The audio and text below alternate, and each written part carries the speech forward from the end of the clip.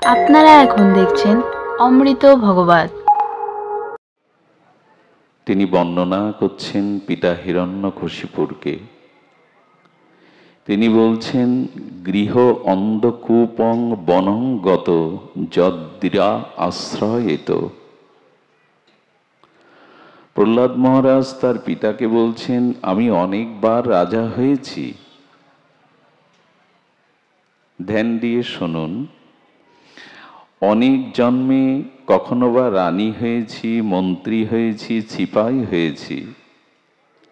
অনেক জন্মের অনুভবের ফলে আমার দৃঢ় বিশ্বাস ধারণা হয়েছে এই সংসার স্বার্থ এবং কপটতার অতিরিক্ত দ্বিতীয় কিছু নাই। মেনে নেব এ কথা? আমরা এ কথা কি মেনে নেব? প্রহ্লাদ মহারাজ ভগবানের অত্যন্ত প্রিয় ভক্ত, ভাগবত উত্তম। তিনি বলছেন, আমি অনেকবার জন্মেছি, বহুবার দেহ ধারণ করে এই পৃথিবীতে আমার গতাগতি হয়েছে। আমি কখনো পুরুষ, কখনো নারী, কখনো রাজা, কখনো রানী হয়েছি। কখনো আমি সংসারী হয়েছি, ত্যাগী হয়েছি। এবং এই যে বিচিত্র বৈচিত্র্যময় বারবার পরিবর্তন হতে হতে ভাগবত আরাধনা দ্বারা, দেবশ্রীপাদ নারদের কৃপা দ্বারা আমি এইটুকু অনুভব করেছি, এই সংসারটা স্বার্থ এবং কপটতায় ভরা। প্রহ্লাদ মহারাজের এটাই অনুভূতি। সংসারের খুব বাস্তব চিত্রটা মায়ার দ্বারা আমরা বুঝতে পারি না, এই জন্য এখানে ফেঁসে যায়। সংসারের যে বাস্তব রূপটা আমরা ঠিক উপলব্ধি করতে পারি না। এবং উনি বলছেন, এটা হিত্তা আত্মপাতং গৃহ অন্ধকূপং। গৃহ অন্ধকূপং, আমরা যে গৃহে বসবাস করি, এটাকে প্রহ্লাদ মহারাজের মতো ভক্তকুল চূড়ামণি শ্রেষ্ঠ অনুভবী বলছেন, এটা অন্ধ মৃত্যুকূপ।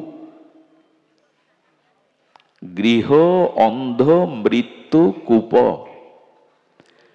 ধ্রুব সত্য হলো যে গৃহে বাস করছি, এই গৃহে আমার পূর্বে পূর্বপুরুষগণ এই ভিটেতে, এই মাটিতে বাস করেছেন, তারা আজ কেউ নাই।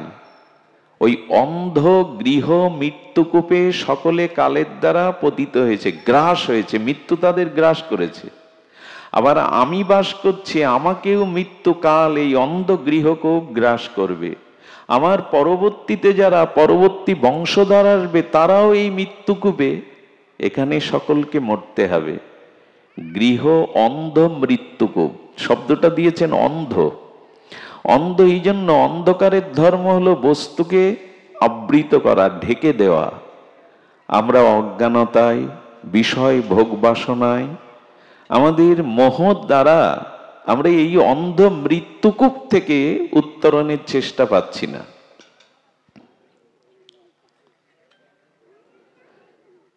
এখানে বলছেন যে দেখুন কেন তিনি বললেন, গৃহের অপর লোকের সাথে কর্তব্য করো, দায়িত্ব পালন করো, কিন্তু সংসারে কোনো প্রাণীর সাথে মন দিতে যেও না, ভালোবাসাটা, প্রেমটা পুরোপুরি দিতে যেও না। স্ত্রী, পুত্র, কুটুম্ব, সজ্জন, সমাজ, জাতি, রাষ্ট্র, সকলের প্রতি তোমার দায়িত্ব আছে, কর্তব্য আছে। কিন্তু ভালোবাসা, হৃদয়ের যে অনুরাগ, এটা যাকে তাকে দিও না।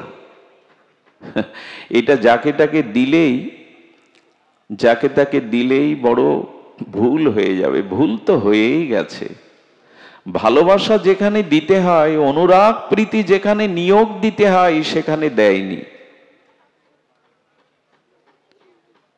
এই কথাগুলি প্রহ্লাদ মহারাজের অনুভূতির রাজ্যের কথা। আমার মতো সাধারণ বিষয় মাদিস জীব ঠিক ধরতে পারবে না, বুঝতে পারে। কারণ আমরা মাতামাতি করছি তো এই সংসার নিয়ে, গৃহ নিয়ে, ভোগ সুখ নিয়েই, নিজ পরিজন নিয়েই।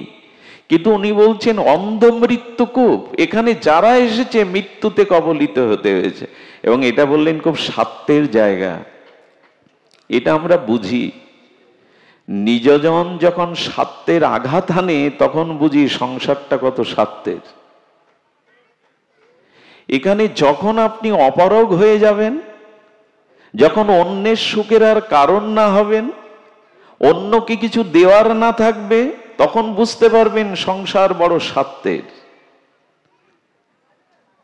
এই জন্য মোহ অন্ধ দৃষ্টি আমার মতো মাদিস ভজনহীন ব্যক্তি এই উপলব্ধি করতে পারে না। স্ত্রী সুখ প্রদান করে তাই স্বামী তার সঙ্গে প্রীতি বা ভালোবাসা প্রকাশ করে। স্ত্রী স্বামীকে সুখ প্রদান করে তাই সেখানে ভালোবাসা প্রীতি প্রকাশ করে। যে স্ত্রী দুঃখ প্রদান করে তার সঙ্গে স্বামী কখনো মনের অনুরাগ প্রকাশ করতে পারে না। তার মানে কি দাঁড়ালো? তুমি আমাকে সুখ দেবে, প্রীতি দেবে, ভালোবাসা দেবে, বিনিময়ে আমিও সেটা দেব। তুমি দেবে না তো তোমার প্রয়োজন নাই। এরই নাম তো সংসার, এরই নাম সংসার। স্ত্রী যদি দুরারোগ্য অসুখ হয়, অনেক অর্থ ব্যয় হয়, কয়েক বছর তার সেবা করেও সুস্থ না হয়, সত্যবাদী যুবক তখন তাকে বিদায় দেওয়ার জন্য ব্যস্ত হয়ে নতুন আর একজনের হাত ধোয়ার কল্পনা করে। এরই নাম জগৎ। মুখে বললে হবে তুমি আমার, আমি তোমার, মরণ আসলেও তোমাকে যেতে দেব না, একসাথে মরবো, এসব সব নাটকের কথা, উপন্যাসের কথা। এ জগতে কেউ কারো ব্যথা নিতে পারে না, কেউ কারো যন্ত্রণা, ব্যথা, কর্মফল নিতে পারে না। শীঘ্রই মৃত্যু হলে বেঁচে যায়। সংসার কেমন জানেন? প্রেয়সী স্ত্রী মারা গেল দুরারোগ্য ব্যাধিতে, চিতায় যখন তার লাশটা পড়ে না, অতীতের স্মৃতিগুলো মন্থন করে তার চোখে নোনা জল আসে এবং কি বলে জানেন? আর কাউকে ভালোবাসবো না, আর কারো হাত ধরবো না। 6 মাস 1 বছর যেতে যেতে এই গান সুর উল্টে যায়। একাকী বাঁচা যায়?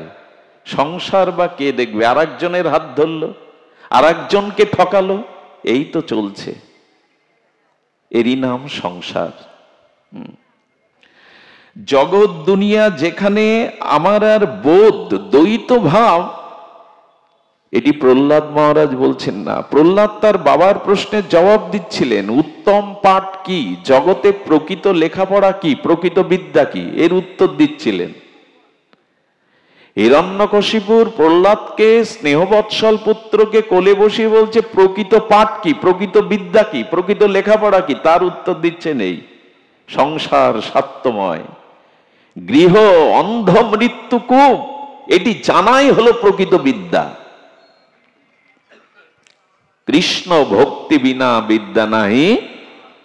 আরে লেখাপড়ার সুখে বড় পদ পেতে পারো, চাকরি বাকরি পেতে পারো, লোকের সালাম নমস্কার পেতে পারো, মালা পেতে পারো, কিন্তু যদি ভগবত ভক্তি না হয় ওই বিদ্যা পরকালে কোনো কাজে আসবে না। ওটা অর্থকরী বিদ্যা, পদ প্রতিষ্ঠা সম্মানের কাজে আসবে, পরকালে কাজে আসবে না।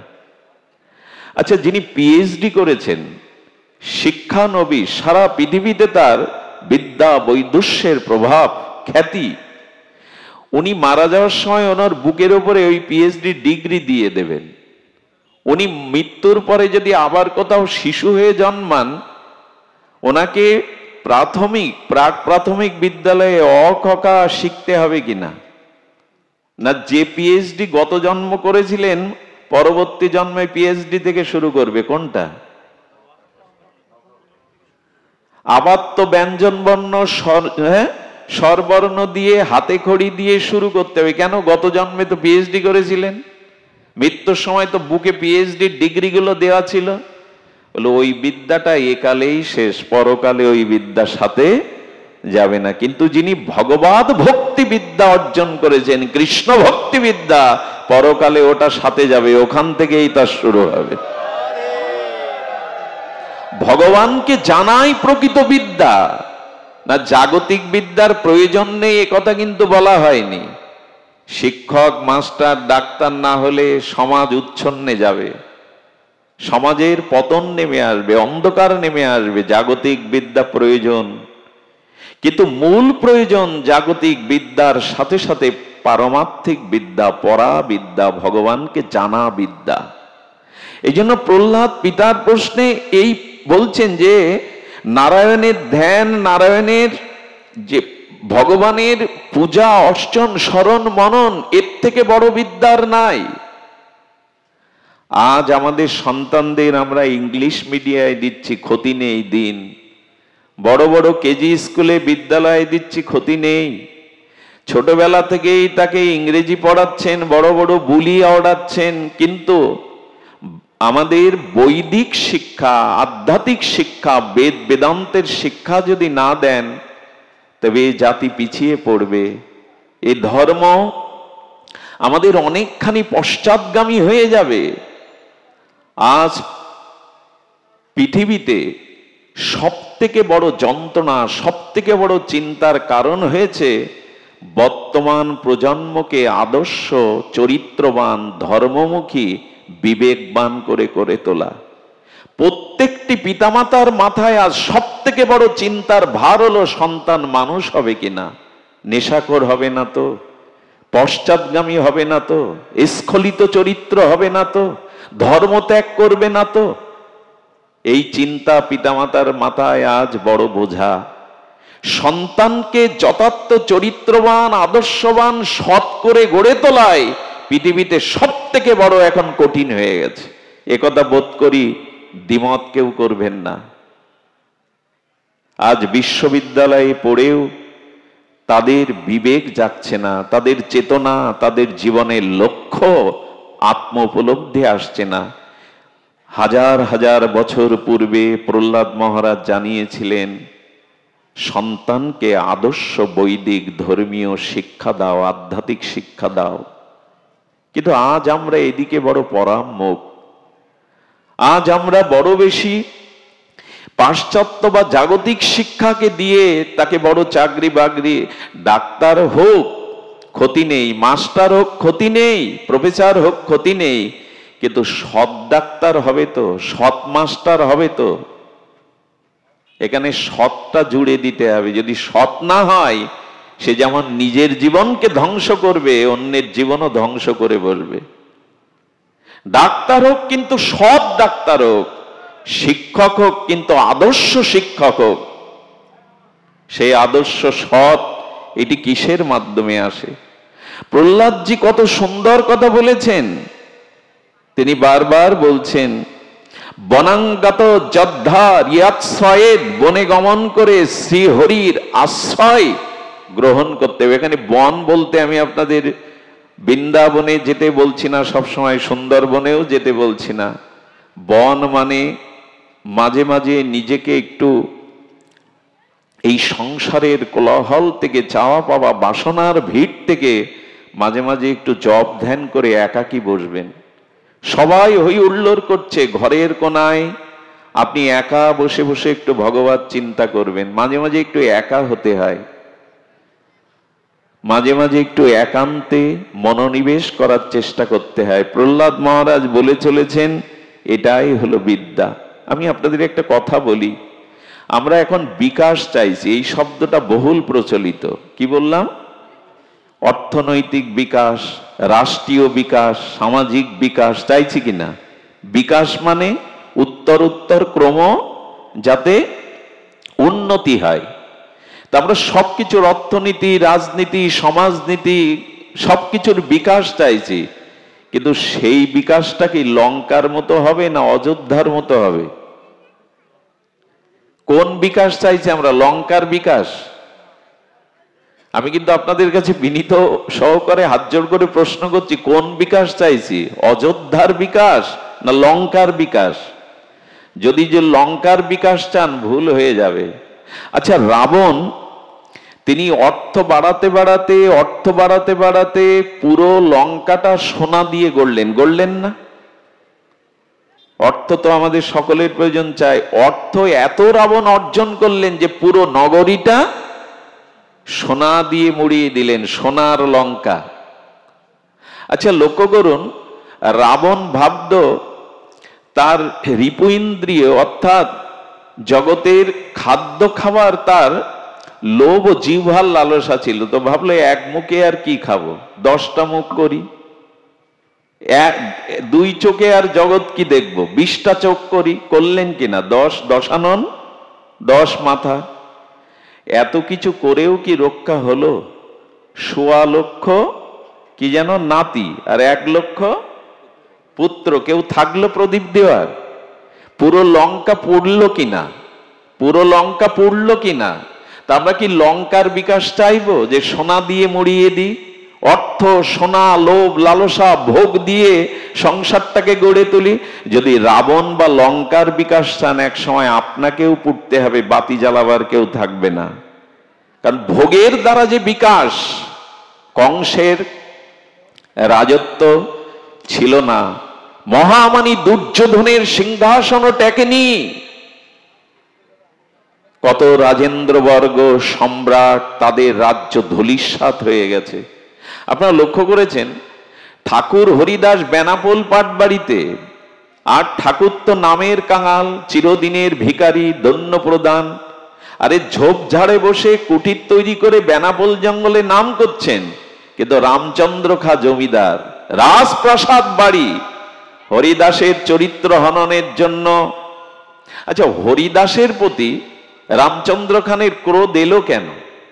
হরিদাস তো কারোর সাথে ব্যবসায়িক প্রতিযোগিতায় নামেনি, রাজনীতির মঞ্চে ভোটের প্রতিযোগিতায় নামেনি। তো জঙ্গলে বসে বসে যে হরিনাম করছে, তার প্রতি বিরোধ আসলো কেন রামচন্দ্রের? আসলো কেন জানেন? ওই নেংটি পরা কাঙাল ভিখারি সাধুর সুনাম করে সবাই, সবাই তাকে যশগান করে, প্রণাম করে, অথচ আমি রাজা, আমি জমিদার, আমাকে মানুষ ভয়ে ছাড়া শ্রদ্ধায় সম্মান করে না। এই জগতে সব থেকে বড় সমস্যা হলো মাৎসর্য। মাৎসর্য কথার অর্থ হলো অপরের উন্নতি, অপরের কল্যাণ, অপরের শ্রেয় দেখে আমার হৃদয়ে জ্বালা সৃষ্টি হওয়া। আর এটাই এখন চলছে জগতে সব থেকে বড় সমস্যা।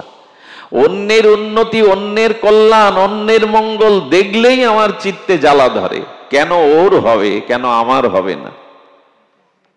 রামচন্দ্র খানের আজ একটা ইট চিহ্নও নেই, লক্ষ্য করেছেন? তার রাজপ্রাসাদের একটা ইষ্টকও নেই, একটা ইটও নেই, অথচ হরিদাস ঠাকুরের আশ্রম আর সারা বিশ্ববিদিত হয়ে মাথা উঁচু করে দাঁড়িয়ে আছে। আমাদের সাতক্ষীরার ঐতিহ্য, সাতক্ষীরার পুরাতন মায়ের বাড়ি, যে প্রাণনাথ বাবু জমিদার বাবু জমিদারিত্বে থেকে এই মন্দির করেছিলেন, আর জমিদারের একটা ইটও নাই, অথচ মন্দির ঐতিহ্য নিয়ে দাঁড়িয়ে আছে। আপনি কোন সভ্যতা চান? রাবণের সভ্যতা, লঙ্কার সভ্যতা পুড়ে যাবে, ধ্বংস হয়ে যাবে, থাকবে না। অভিমান, ভোগ বিলাসের দ্বারা যদি গড়তে থাকেন লঙ্কার রাজত্ব, ধ্বংস হয়ে যাবে। কিন্তু অযোধ্যার মাটিকে আজকে সকলে প্রণাম করছে, অযোধ্যার মাটিকে মহাধাম তীর্থ ভেবে সেখানে মানুষ তার কল্যাণ, তার মঙ্গল, তার জীবনের পারমার্থিক কল্যাণের জন্য সেই ধুলাকে মাথায় নিচ্ছে, অঙ্গে পড়ছে। এই জন্য নিবেদন করব, এই জন্য নিবেদন করব যেন আমরা লঙ্কার বিকাশ না চাই, অযোধ্যার বিকাশ চাই। যেখানে ত্যাগ আছে, বৈরাগ্য আছে, ধর্ম আছে। আমাদের সংসারকে, আমাদের সমাজকে গড়তে গেলে আগে চাই প্রহ্লাদ মহারাজের এই কথা মেনে নেওয়া, বানাঙ্গাত যদ্রি আশ্রয়েত। মাঝে মাঝে ভগবত চিন্তা, আত্মচিন্তার জন্য একটু একাকী হও। মাঝে মাঝে ভাগবত, এখানে দেখবেন আপনারা যারা খুব কর্ণ মন অর্পিত করে উৎকর্ণ হয়ে ভগবত কথা শুনছেন, আপনার মনে হবে এখানে কেউ নেই আপনি ছাড়া। আপনার মনে হবে এই উপদেশ শুধু আমার জন্য, এখানে আর কারো জন্য না।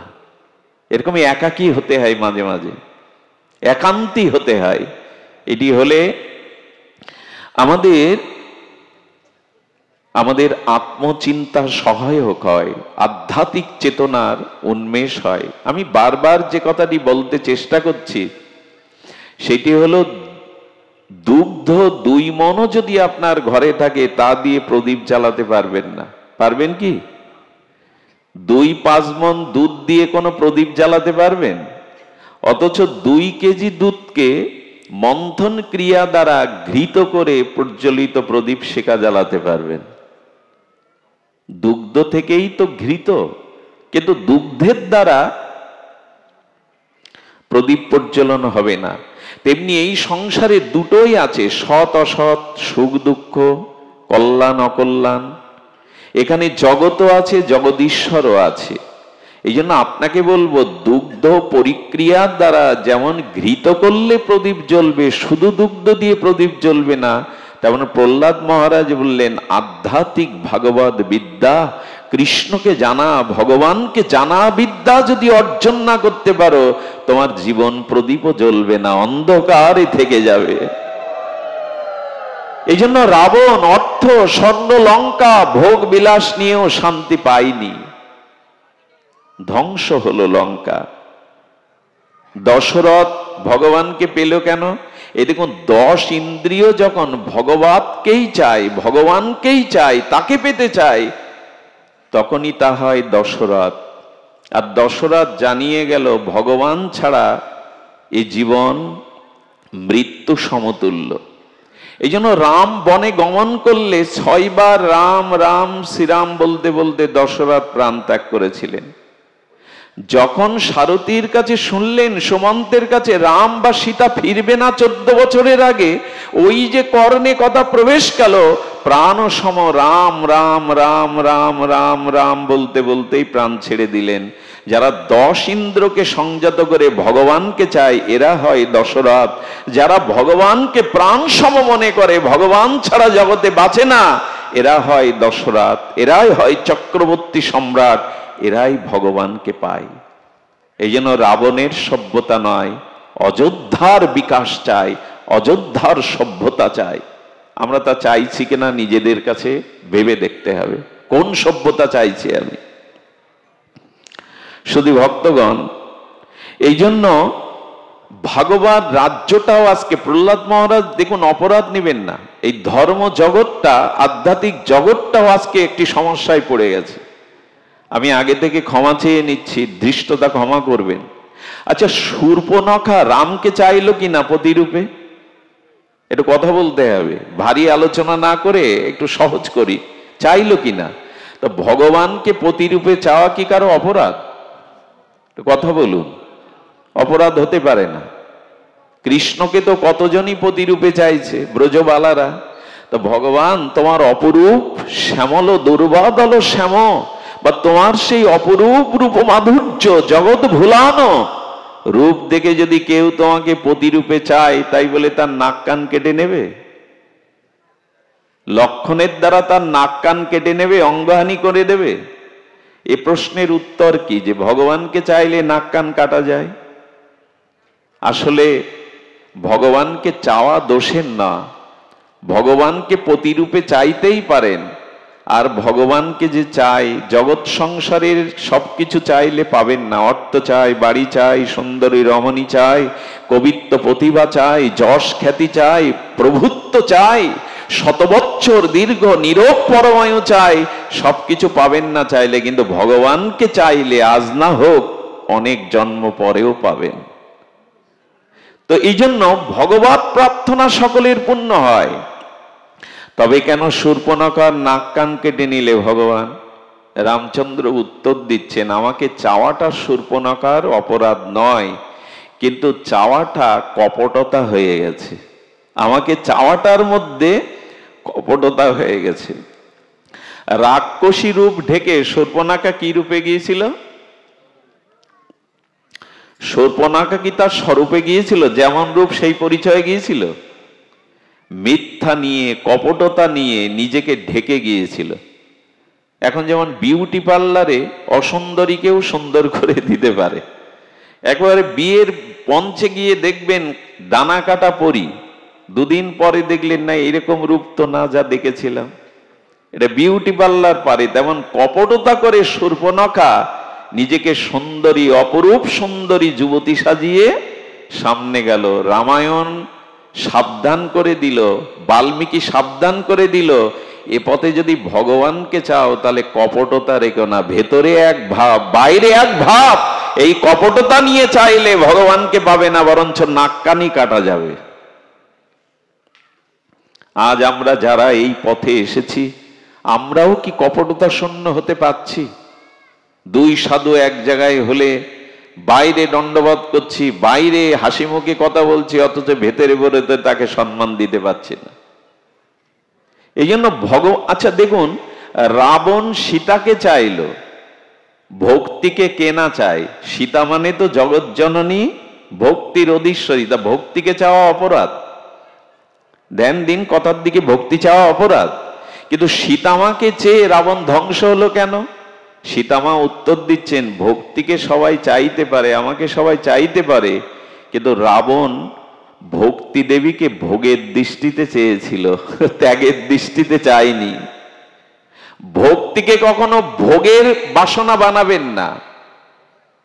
আমাদের শ্রীল বৈষ্ণবপদ বাবা বলেছেন, জীবনের সব থেকে বড় কপটতা হলো ভক্তির দ্বারা বাণিজ্য করা, ভক্তির দ্বারা বিশ্বাসকে অবিশ্বাসী করা। সাধুরূপ ধরেছি, কতজনই তো বিশ্বাস করে, খবরদার বিশ্বাস সুযোগ নেবেন না। ভক্তিকে কখনো ভোগের দৃষ্টিতে দেখবেন না, তাহলে রাবণের মতো পতন হবে। সীতা যার ঘরে তার পতন হয়, ভক্তি যেখানে তার পতন হয়, কিন্তু ভক্তিকে ভোগের দৃষ্টিতে দেখে ফেললো রাবণ, এই তার অপরাধ। আমরাও যেন ভক্তিকে নিয়ে বাণিজ্য না করি, আমরাও যেন ভক্তির বিশ্বাসে অবিশ্বাসের জাল না বুনি। এগুলো কিন্তু নিজেকে ঠকানোর। এই জন্য ভক্তি পায়নি রাবণ, আর শূর্পণখাও প্রভু রামচন্দ্রকে পায়নি। চাওয়াটা ভুল ছিল। অথচ সুন্দরী না, কাঙালিনী, ভিখারি এবং নিচকুলে জন্মেছেন শবরী, সেই শবরী ভগবানের কাছে যায়নি, ভগবানই শবরীর কাছে গিয়ে দর্শন দিলেন। শবরীর কপটতা ছিল না, রূপ না থাকুক, উচ্চকুলে জন্ম না থাকুক, প্রভাব প্রতিপত্তি বিদ্যা না থাকুক, শবরীর ছিল গুরু ভক্তি, শবরীর ছিল নিষ্কপট ভগবানের প্রতি ব্যাকুলতা। এই জন্য ভগবানের কাছে শবরীকে যেতে হয়নি, শবরীর কাছেই ভগবান গেলেন। কপটতা থাকলে হবে না, নকল সাজ সাজলে হবে না। তো শূর্পণখা তো নকল হয়ে গেল, আর কি মিথ্যা! দেখুন, রামচন্দ্রকে দেখেই বলছেন, তোমার মতো সুন্দর যুবক এ পৃথিবীতে কেউ নাই। আচ্ছা, এই বলাটা ভালো, ভগবানের স্তুতি করা ভালো না? যে তোমার মতো সুন্দর যুবক, তোমার মতো সুপুরুষ এ জগতে নাই, তাই তো ভগবানের স্তুতি। তো এই স্তুতিতে পতনের কারণ হলো কেন? ভগবানের স্তুতি করতে করতে নিজের স্তুতি করলে তার পতন তো হবে। বলে বললেন, আমার মতো সুন্দরী এ জগতে আর কেউ নেই। কথাগুলি ছোট, কিন্তু এর অনুভব গভীরতা সাগরের মতো। আমরা ভগবানকে প্রচার করতে গিয়ে মাঝে মাঝে নিজের প্রচার করে বসি। বললেন, তোমার মতো সুন্দর সুপুরুষ এ জগতে একটাও নাই, এই বলেই তাড়াতাড়ি বলছেন, আমার মতো সুন্দরী যুবতী জগতে আর একটাও, আমাকে বিয়ে করুন। বিবাহিত তো বিবাহিতা, কিন্তু মিথ্যা বললেন। এই জন্য ভগবত পথে যারা দুপা শ্রী গুরু কৃপায়, মহৎ কৃপায় গিয়েছেন, এখানে যেন কপটতা না থাকে, ছলচাতুরি না থাকে। ভেতরে এক বাইরে এক থাকলে ভগবান চাইলেও পাবেন না, ঠকতে হবে। নাক কান কাটা তো গেলই। আচ্ছা, সত্যিই কি ভগবান? আচ্ছা, এখানে একটা লক্ষ্য দেখুন, আজকের দিনে যারা বাবাজিরা এখানে পাঠ শুনতে এসছেন, আমরা যারা এই সমাজে পুরুষ বলে দাবি করি, তাদের কাছে একটা অনুরোধ করি। এই দেখুন, বর্তমান প্রায় 60% সংসারে একটা অশান্তির আগুন জ্বলছে। এই ব্যাসাসনে বসে কথাটা বলা ঠিক হচ্ছে কিনা জানি না, কিন্তু আমি বাস্তবের বাইরে কথা বলতে পারি না। বর্তমান সামাজিক পারিবারিক একটা স্খলিত অবস্থা খুব নারকীয় পর্যায়ে পড়ে গেছে। আমি জানি না আগামী 20 বছর পরে কি হবে। সেটা হলো, বর্তমান প্রতিটি প্রায় 60%, 50% সংসারে একটা অভিশাপ ঢুকে গেছে, যাকে অগ্নি সাক্ষী করে বেদ মন্ত্রের দ্বারা দ্বিজ ব্রাহ্মণ সাক্ষী করে যে স্ত্রীকে ঘরে এনেছি, সেই স্ত্রীর বাইরেও দৃষ্টি আমাদের অন্য স্ত্রীর প্রতিও চলে গেছে। সংসার ভাঙার, পরিবারকে নষ্ট করার এই একটি প্রধান কারণ। রামচন্দ্র ভগবানের সমস্যার সমাধান ত্রেতা যুগে দিয়ে গেছিল। শূর্পণখা সুন্দরী হয়ে যখন তাকে প্রেম নিবেদন করছে, নিজেকে নিবেদন করছে, রামচন্দ্র বারবার সীতার দিকে তাকাচ্ছেন। একবারও শূর্পণখার দিকে তাকাতে গিয়েও তাকাচ্ছেন না। একবার শূর্পণখাকে দেখেই বারবার মা সীতার দিকে তাকাচ্ছেন। রামচন্দ্র সংকেত দিলেন, যাকে বেদ অগ্নি সাক্ষী করে ঘরে পেয়েছ, যতই সুন্দরী তোমার সামনে সামনে আসুক, তুমি তোমার গৃহলক্ষ্মীর দিকেই চেয়ে থাকো, অন্যদিকে দৃষ্টি দিও না। এই অভিশাপ কিন্তু আগামী জানি না 1 দশকে এই অভিশাপ কতটা ভয়ানক হয়ে দেখা দেবে, গৃহ সংসার সমাজকে নষ্ট করার।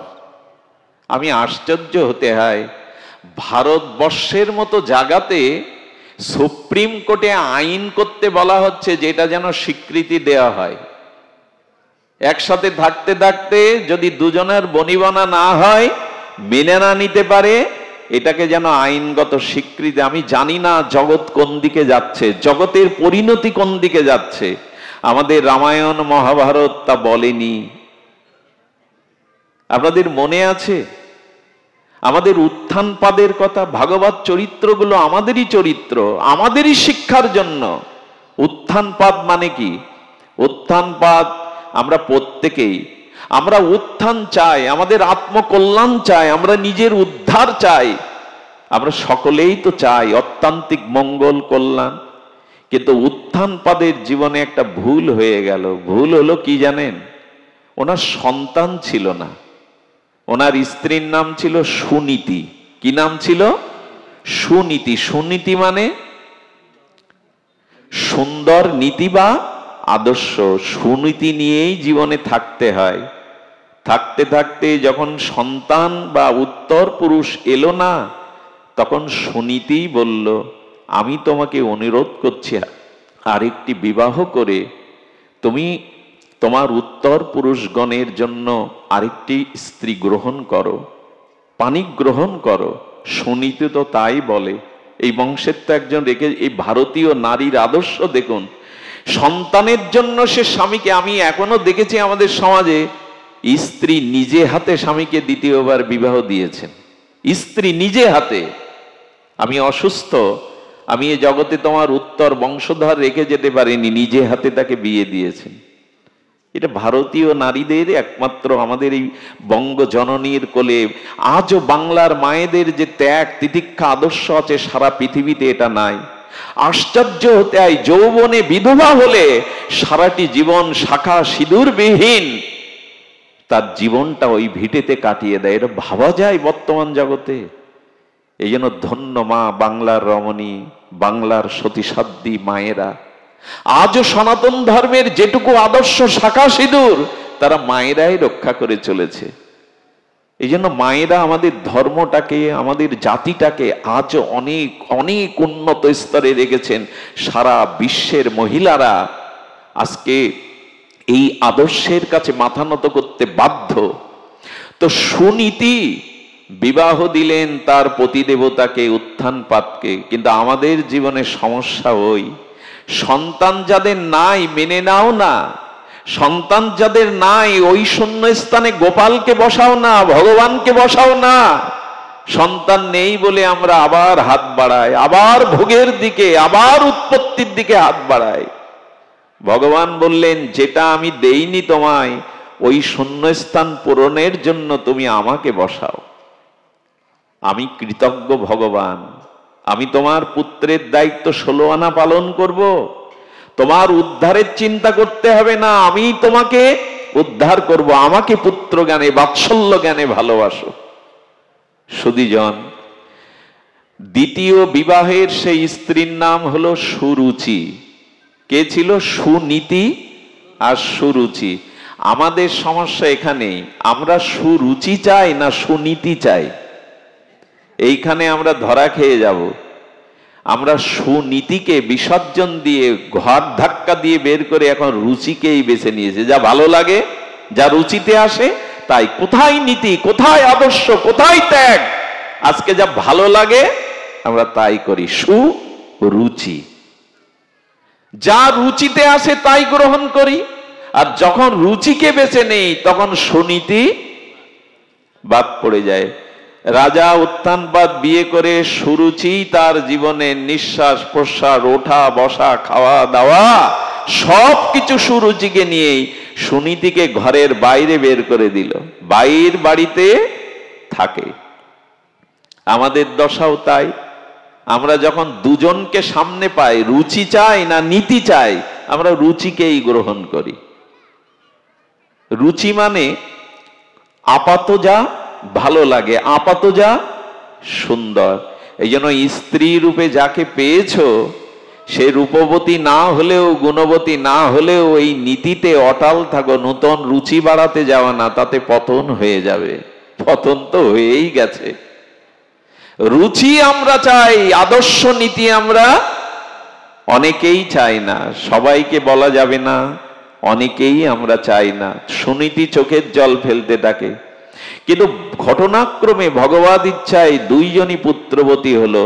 সুরুচির গর্ভে এলো উত্তম, আর সুনীতির গর্ভে এলো ধ্রুব। নীতি যার আদর্শ আছে, নীতি ত্যাগ যার আছে, তার গর্ভেই তো সত্য আসে, ধ্রুব আসে। কিন্তু রুচি যার আছে তার কাছে উত্তম এলেও সে টিকে থাকে না, উত্তম বাঁচিনি বেশি দিন, কিন্তু ধ্রুব অমর হয়ে রইল ভগবত রাজ্যে। এখন আমরা কি চাই? ভাগবত সাধারণ কোনো গ্রন্থ নয়। ভাগবত জানিয়ে দিচ্ছেন রুচি সামনে আসতে পারে, কিন্তু সুনীতিকেই আঁকড়ে ধরো, সেটাই জীবনের পরম মঙ্গল। এই সুনীতির জন্য, এই ধ্রুবের জন্যই উত্থানপাদ পেয়েছিলেন তার পরম শেষে কল্যাণ। আমরা যেন সুরুচির কাছে নিজেকে বিসর্জন না দেই, আমরা যেন নীতিটাকে, এই কথাকে শুধু বলবো, এই কথাই বারবার শুনবো, আলোচনা করব, জীবনে গ্রহণ করব না। এই জন্য আপাতত রুচি নয়, আপাতত যেন সুনীতিকেই আমরা আশ্রয় করি। আপাত উত্তম নয়, আমরা যেন ধ্রুবকে, সত্যকে জীবনে গ্রহণ করি। চিন্তা করতে পারেন ভাগবত কত আদর্শিক শাস্ত্র, কত জীবনমুখী শাস্ত্র। এই জন্য আমরা অনুরোধ করব, প্রহ্লাদ মহারাজ বললেন এটা অন্ধ গৃহ, অন্ধকূপং, এই গৃহটা অন্ধকূপ। সুধী মণ্ডলী, গৃহ বলছেন কেন জানেন? আচ্ছা লক্ষ্য করুন তো, যদি সমুদ্রে কেউ পড়ে যায়, নদীতে কেউ পড়ে যায়, বা বাইরের 10-এর কুয়োর মধ্যে, গ্রামের মধ্যে একটা দর্জন ব্যবহার করে, সেই কুয়োতে কেউ পড়ে গেলে তার বাঁচবার সম্ভাবনা থাকে। কারণ নদীতে পড়ে গেলে, সাগরে পড়ে গেলে অন্য ব্যক্তির দৃষ্টিগোচর হওয়ার সম্ভাবনা থাকে, থাকে না? গ্রামের মধ্যে 10-এর ব্যবহারকারী কুয়োর মধ্যে পড়ে গেলে কেউ না কেউ, কিন্তু গৃহের মধ্যে যদি কোনো কূপ বা কুয়ো থাকে, ওতে পড়ে গেলে কিন্তু সহসা কেউ দেখতে পায় না। এই জন্য শাস্ত্রে বলছেন গৃহের প্রতি আসক্তি, গৃহের প্রতি অতিরিক্ত ভোগ বাসনা, এখানে পড়ে গেলে কিন্তু আর বাইরের কেউ তোমার উদ্ধার করতে আসবে না। সুধী মণ্ডলী, এই জন্য প্রহ্লাদ মহারাজ বলছেন যে না, গৃহে যে ব্যক্তি সুখ প্রদান করে তার সাথেই আমরা সম্বন্ধ রাখি। সুখ প্রদান না করলে, আমার অভিলাষ পূর্ণ না করতে পারলে, তার সাথে ধীরে ধীরে স্বার্থ না থাকার কারণে সম্বন্ধ শিথিল হয়ে পড়ে। কিন্তু সেই সংসারকে নিয়েই আমরা দিন রাত একটা জনম মোহে কাটিয়ে দিলাম। সংসারের বাইরে যে কিছু আছে, সংসারে থেকে যে ভগবত ভজনের বিষয় শাস্ত্র বলেছেন, গৃহে থেকে যে ভাবোদয় হয়ে ভগবানকে পেয়ে নিজেকে উদ্ধার করা যায়, এ কথা আজ ভুলে গেছি। ভাগবতে আসতে হয় কেন? সাধু সঙ্গে আসতে হয় কেন? সাধুগণ, মহাত্মাগণ ভাগবত জানিয়ে দেয় এই গৃহ ভোগের জন্য নয়, এই সংসার শুধু সংসারের জন্য নয়, এই সংসার গৃহ আশ্রমকে আশ্রয় করে নিজের কল্যাণ করার জন্য, ভগবত উপাসনার জন্য এই গৃহ। এই কথা স্মরণে আনার জন্য ভাগবত।